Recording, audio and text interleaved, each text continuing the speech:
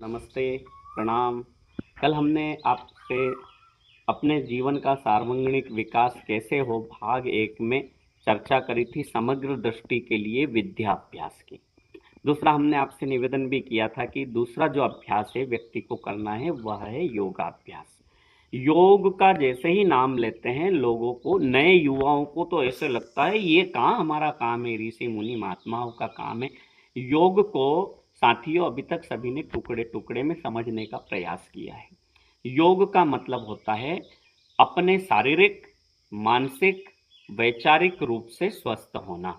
अब हम चर्चा करते हैं योगाभ्यास की। योगाभ्यास वैसे तो सुबह का योगाभ्यास जो प्रभात काल में किया जाता है वो सर्वश्रेष्ठ होता है, लेकिन हम जानते हैं आप 2 बजे सोते हैं, सुबह 4 बजे नहीं उठ सकते हैं। तो इसके लिए हमने एक नियम बनाया है, जो व्यक्ति जब जागे तभी योगाभ्यास करे। आप कहेंगे ये तो संभव नहीं है। देखो, कुछ पाने के लिए कुछ त्याग तो करना पड़ेगा।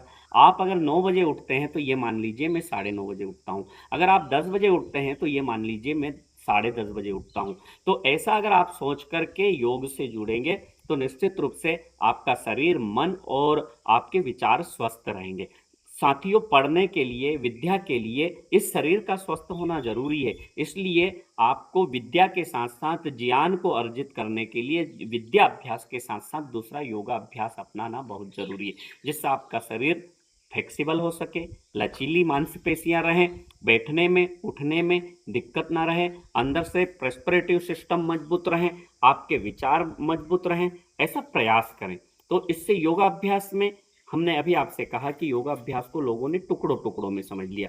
किसी ने व्यायाम को अभ्यास समझ लिया, किसी ने प्राणायाम को अभ्यास समझ लिया, कोई कहते केवल ध्यान करो तो योगाभ्यास है ना। जिसमें योग, प्राणायाम, आसन, ध्यान, धारणा सभी हो उसको योग कहा जाता है। जब आप इस शरीर से योग की साधना करेंगे, आपके मन का स्तर, विचारों का स्तर, बुद्धि का स्तर बढ़ेगा तो आप ज्ञान अर्जित कर सकेंगे।